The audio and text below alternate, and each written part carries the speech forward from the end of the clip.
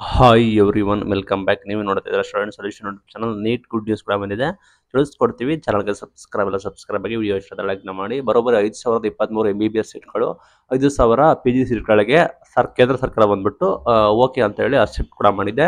ಸಂಪೂರ್ಣ ಮಾಹಿತಿ ಅಂತ ತಿಳಿಸ್ಕೊಡ್ತೀನಿ, ಮೇನ್ ವಿಡಿಯೋ ಮಾಡೋಣ. ಅಂದರೆ ಮುಂದಿನ ವರ್ಷ, ಅಂದರೆ ಮುಂದಿನ ಸಾಲಿನಲ್ಲಿ, ಅಂದರೆ 2028-29 ವೇಳೆ ಸರ್ಕಾರಿ ಸಂಸ್ಥೆಗಳಲ್ಲಿ, ಅಂದರೆ ಗೌರ್ಮೆಂಟ್ ಸಂಸ್ಥೆಗಳಲ್ಲಿ ಮಾತ್ರ ಸ್ನಾತಕೋತ್ತರ ವೈದ್ಯ ಸೀಟುಗಳು 5,000 ಅಂಡ್ MBBS ಬಂದ್ಬಿಟ್ಟು 5,023ರಷ್ಟು ಹೆಚ್ಚಿಸಲು ಕೇಂದ್ರ ಸಚಿವ ಸಂಪುಟ ಬಂದ್ಬಿಟ್ಟು ಅನುಮೋದನೆ ಕೊಟ್ಟಿದೆ ಅಂತ ಮಾಹಿತಿ ಬಂದಿದೆ. ಅಂದರೆ ನೆಕ್ಸ್ಟ್ ನಿಮಗೆ ಬರೋಬ್ಬರಿ 5,000ಕ್ಕೂ ಹೆಚ್ಚು ಸೀಟ್ಗಳನ್ನು ಹೆಚ್ಚಳ ಮಾಡ್ತಾರೆ MBBS, ಅಂಡ್ 5,000ಕ್ಕೂ ಹೆಚ್ಚು ಬಂದ್ಬಿಟ್ಟು PG ಬಂದ್ಬಿಟ್ಟು ಮೆಡಿಕಲ್ ಕೂಡ ಇದನ್ನ ಇನ್ಕ್ರೀಸ್ ಮಾಡೋದಕ್ಕೆ ಅನುಮೋದನೆ ಕೊಟ್ಟಿದ್ದಾರೆ.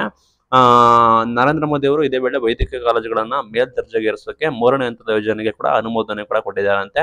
ನರೇಂದ್ರ ಮೋದಿ ಅವರ ಅಧ್ಯಕ್ಷತೆಯಲ್ಲಿ ನಡೆದ ಸೀಟಿನ ಜೊತೆಗೆ ಶುಲ್ಕದ ವ್ಯವಹಾರ, ಅಂದ್ರೆ ನಿಮ್ದು ಮೆಡಿಕಲ್ ಏನು ನಡೀತಿದೆ, ಸೀಟು ಶುಲ್ಕ, ಅದ್ರ ಬಗ್ಗೆ ಎಲ್ಲ ಕೂಡ ವಿವರದ ಬಗ್ಗೆ ಕೂಡ ಒಂದು ಸಭೆ ಕೂಡ ಮಾಡ್ತಾರೆ.